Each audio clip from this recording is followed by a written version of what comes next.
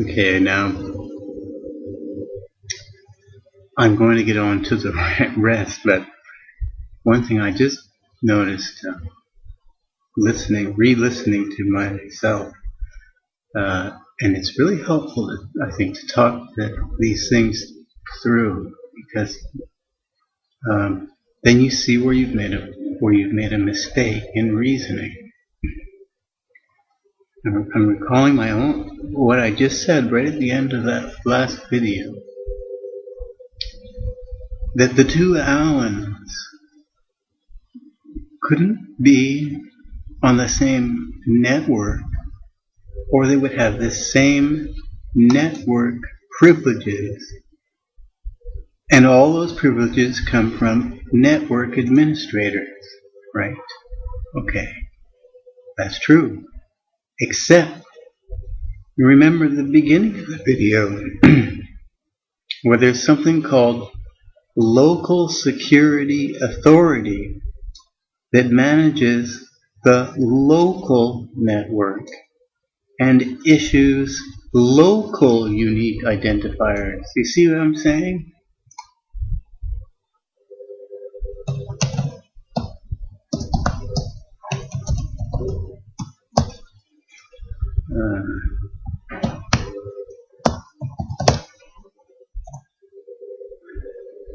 Both Allens, okay, are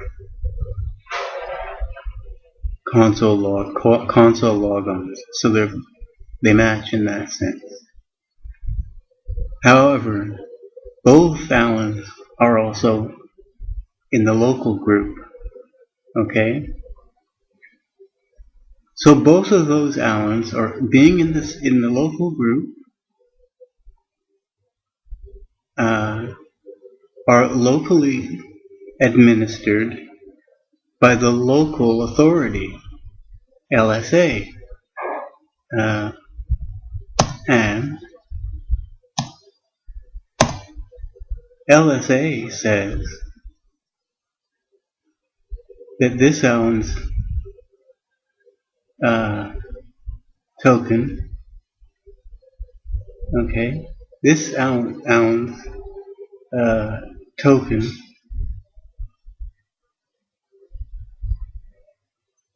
signed to the session the token represents. Hang on. Actually, that might even make sense, that sentence now.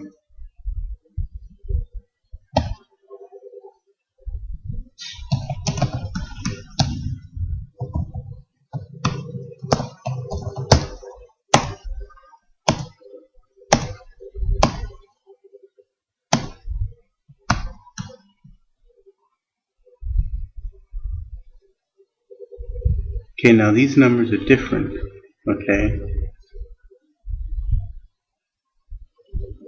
And these numbers are different as well.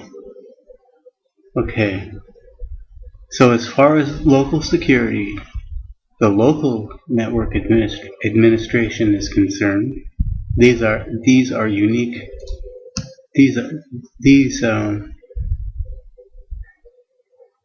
These logons are separate logons and separate identifiers and separate users in the local sense. They're not the same. It's not the same user. Now, one other thing is, as far as the system is concerned, there's no requirement that these two sessions, or any process launched by or being run by these accounts, run through these accounts, be distinguishable. There's no requirement for them to be distinguishable, because all the system, the dumb system that is the secretary or whatever, the security manager does in order to apply access rules is to examine the session token, the session token and the groups within the session token. It doesn't matter what the security identifier of the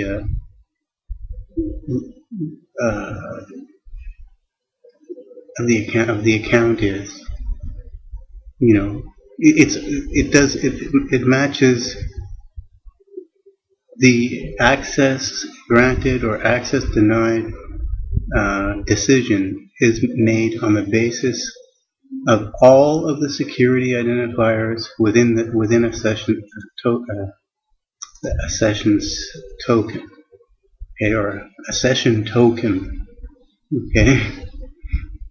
That's the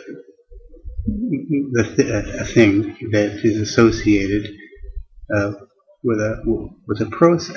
That I think the words I think it's worded better here.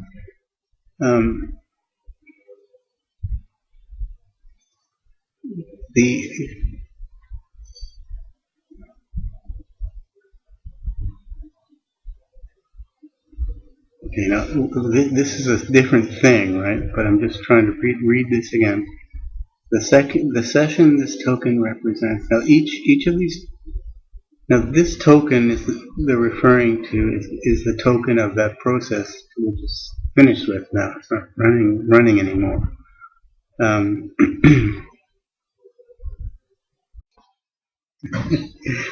Oh man, I did it again. I did it to myself again.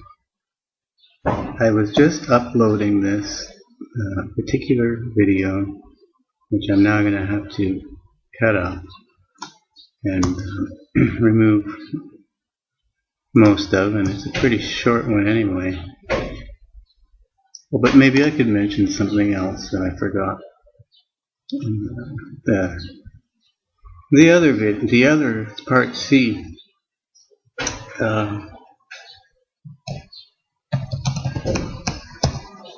Okay, I'm going to leave in me struggling over this sentence, a little bit of it, but not too much. Because I was making the right point. This authentication ID, local ID,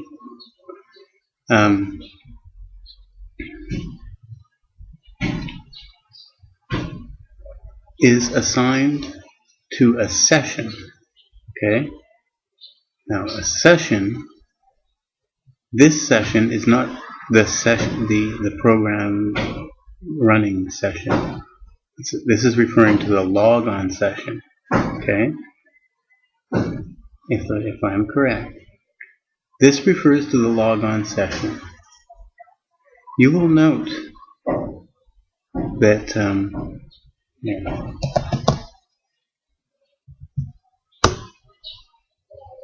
you will note that this number is the same number that I recorded, I don't know how many hours earlier, when I ran this particular program. Similarly, this number ought to be the same.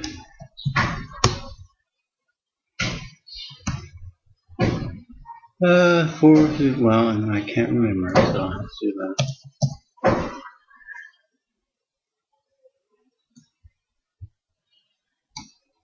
Copy that.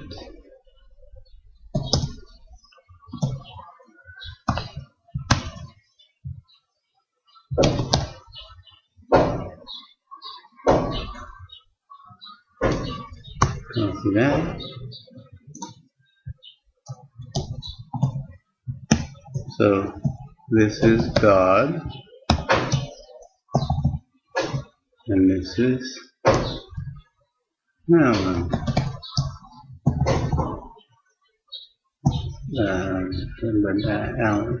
God, Alan, and mediators. and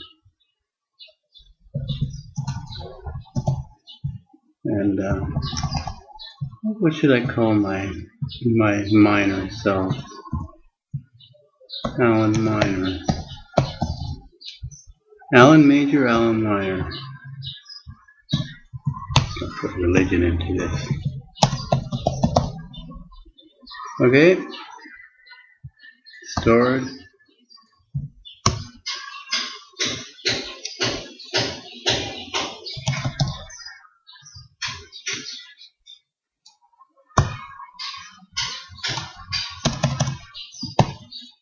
Same.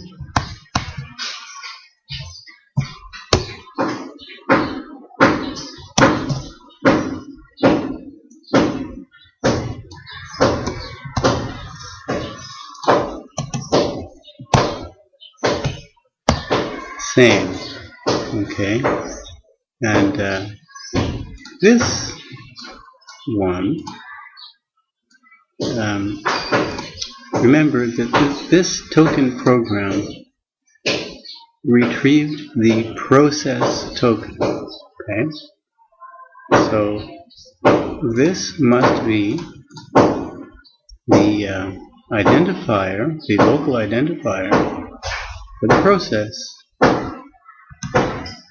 So it ought not to be the same each time.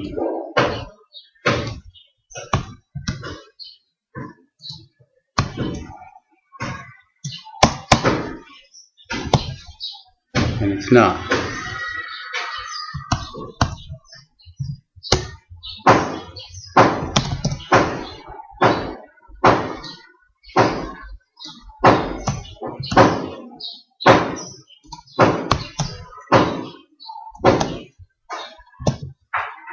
And neither is it here. Okay? So this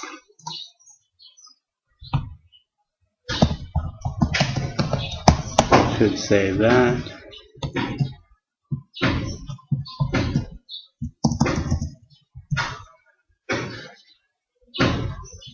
Or put that in the front.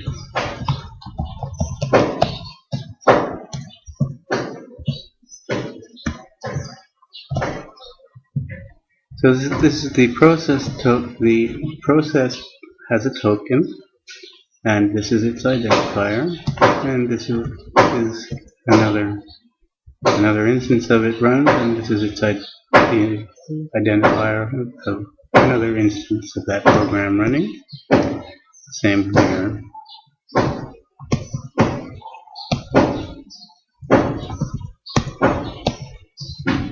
This here is the session authentication ID.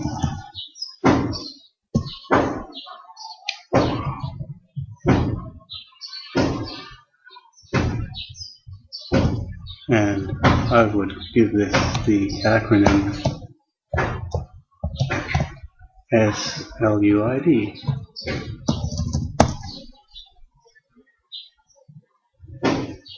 No, that doesn't fit. Oh, I have to add another. No, I can do this.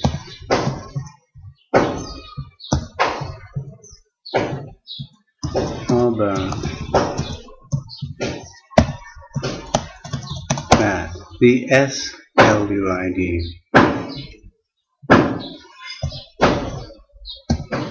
See? It's a session related number. It's a number that was assigned to the session that this process token happens to be representing. Now this now reads correctly and has become understood. What before was a complete jumble of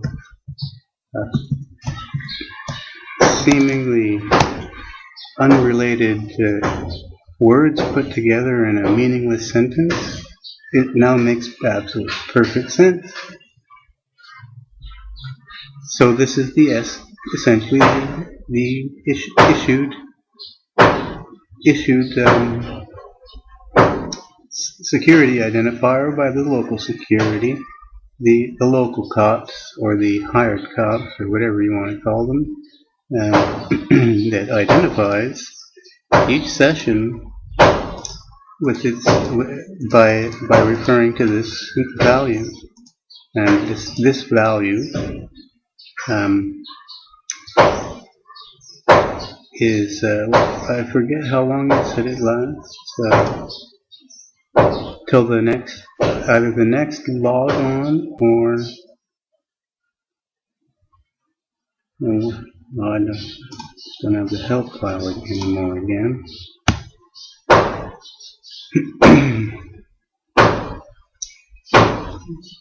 I think it said until the next log on or something like that. Now, what they mean by log on may simply mean exiting that command box and starting it up again.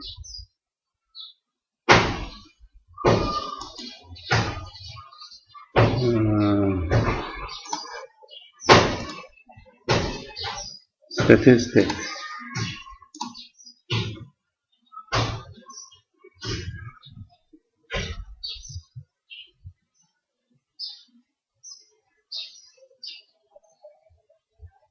Okay.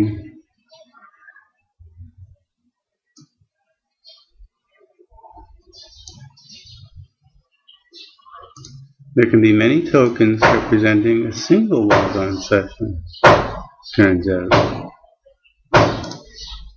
Now they're mixing words, right? Because we know, or I think I know, that simply running this thing amounts to a logon.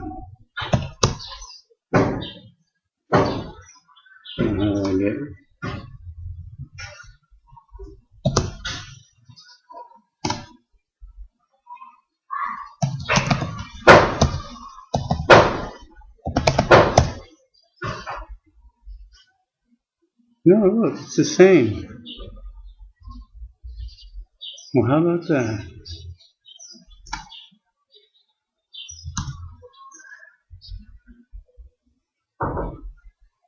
D343 D39.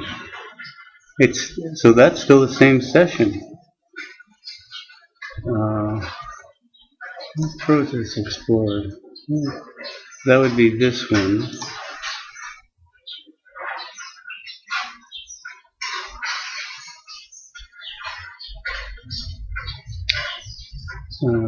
Can I list any more interesting poems?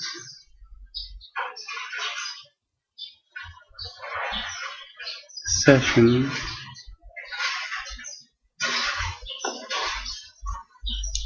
It's not this. It's not this. This is not the session that they're talking about. I'm sure of that. Well, it could be.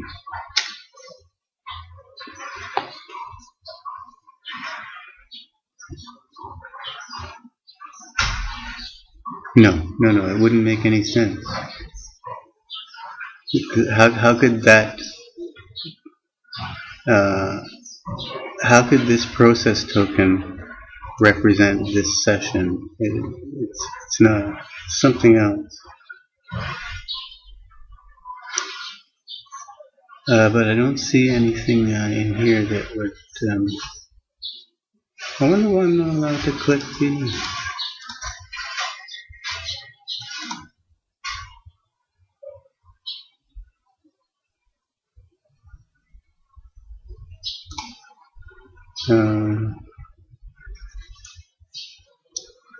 Like there might be. It might hold. It might hold some of.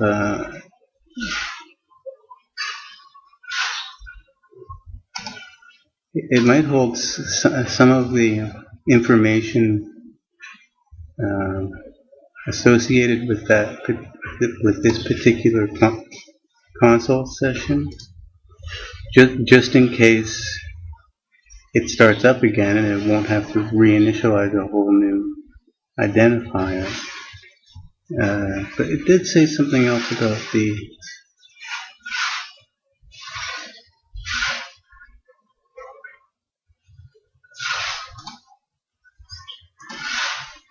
LUIDs in general. Local unique. Okay. Until the system is restarted. Okay. Its uniqueness is guaranteed until the system restarts. Now, since this version of me, which must have been formed it's a primary token, so it's not an impersonation. But you can turn an impersonation token into a primary. Actually, there's a way to do that. You do duplicate handle or something, and then that causes an impersonation token to own it, sort of own itself, to become a unique individual.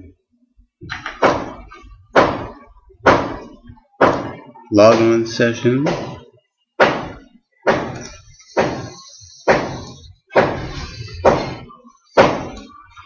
All log-on sessions have the same primary access token, and I can tell you that I'm pretty darn sure that all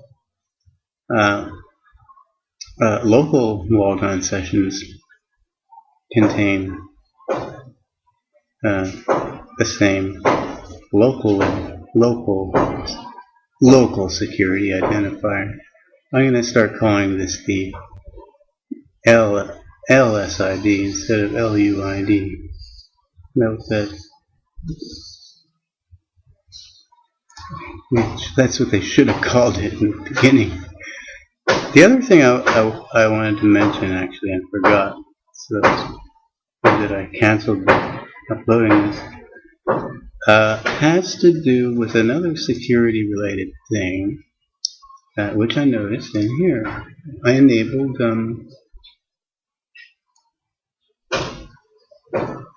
where is it? Oh, here. See, I turned on this. I selected cones and I clicked this thing. ASLR. I had no idea what it meant, but I clicked it anyway to see if anything had that on, and then if they did, find out what it is. So I looked it up, and well, you don't need to read the article. It's explained just in the right here. It's what was it called again? ASLR. Address space layout randomization is a computer security technique involved in protection from buffer overflow attacks. In order to prevent attacker blah blah blah. What it does is it reduces the risk of buffer overflow attack, which I'm going to explain to you in a second, by randomizing the location of the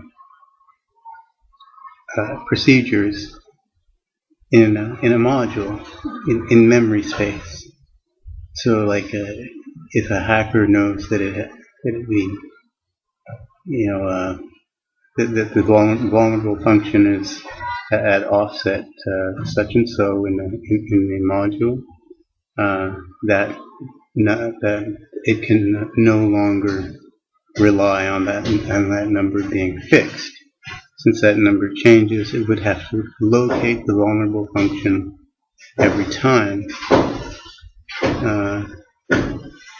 This is what I clicked on. I was curious about.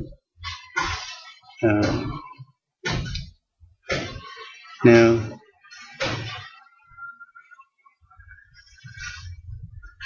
you hear a lot of talk about buffer overflow attacks.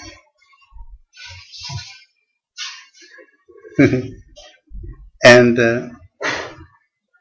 you probably wonder, what is it about buffer overrun that makes a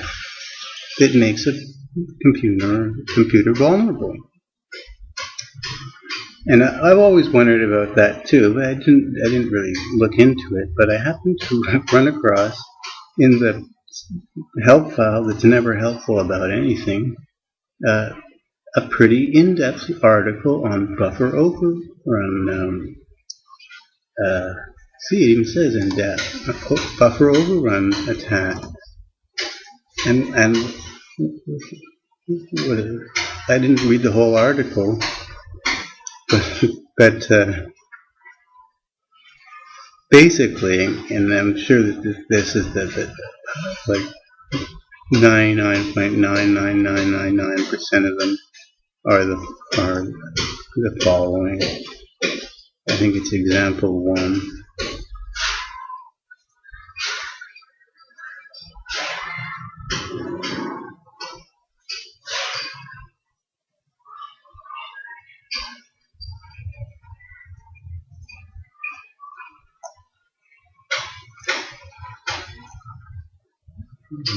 Where is that?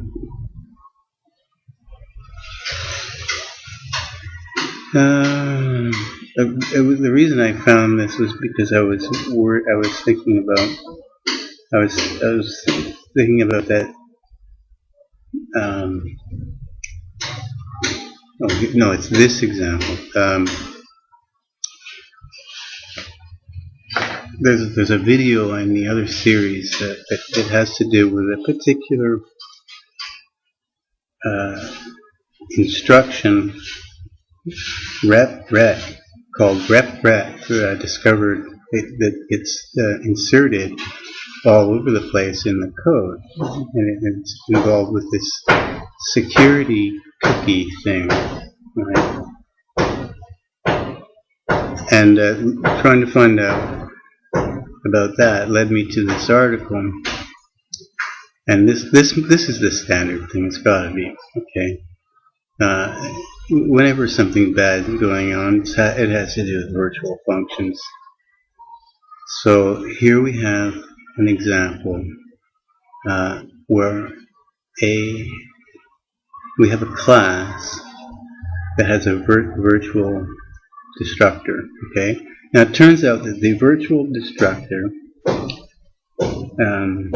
if you go and watch the other C++ series, you'll find out where virtual functions and virtual destructors and so on are. The destructor, if a class has a virtual destructor, that entry is always the first entry in the virtual function table. Okay, first entry. So here we have an example. Here a mallet or nude object having a virtual destructor is created. Now the pointer value of this object vuln is on the stack. The object itself is in a heap through a mallet, right? But the pointer is on the stack, and so is this little buffer here. Now here's somebody who has not been careful, and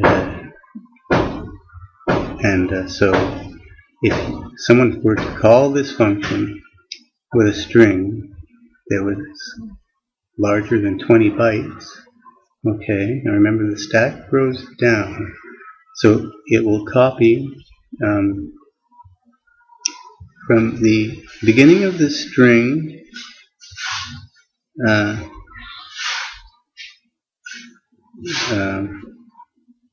see, these are in pluses, yeah. So the beginning of the string plus 20 will give you this pointer value. Will be the address of this pointer on the stack.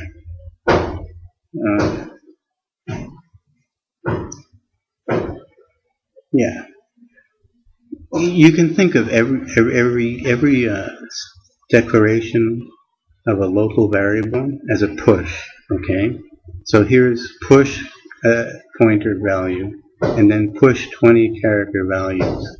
Okay, growing down in memory, and the start of this buffer is lower in memory. So you write, and at position 21 is this pointer. Now, the virtual function table is stored in the object as a piece of data. It's a pointer to a table. The table itself can't be modified, but the pointer inside the object can. So all you've got to do is write a string that's 24 bytes long, with the last 4 bytes being the address of a function that you wish to have executed when this function exits. And it will, because by calling delete here, the first thing it does is call what is pointed at by the first and by what is pointed at here by this thing. This object is a pointer to a function, essentially. It's a pointer to a function table, right? So to call the 0th element, you dereference this value, which gives you the table, and then call that whatever is being pointed at there, from the first entry in the table. So you just need to specify that address in the last 4 bytes of the string that you pass to this function, and it will think that that's the address of the virtual function table, right? And so it's going to call that function, or is it going to call what's pointed at by it?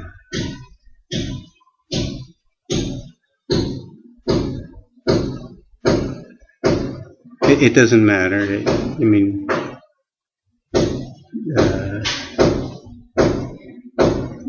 What you do is you would load a DLL into the address space of this process that has this function, and then just put a jump to your function as the first entry, or a call to your function as the first entry to what's pointed at by this pointer.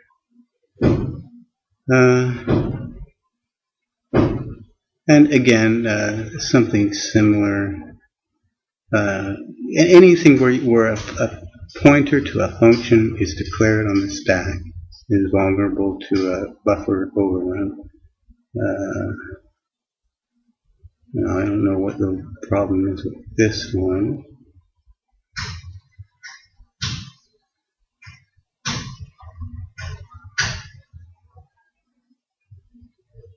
Subterfuge.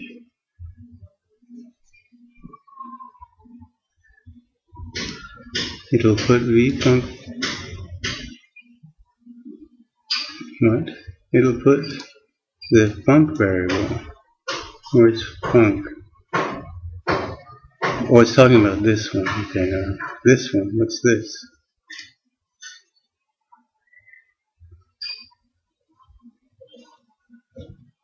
Is this structured exception handling?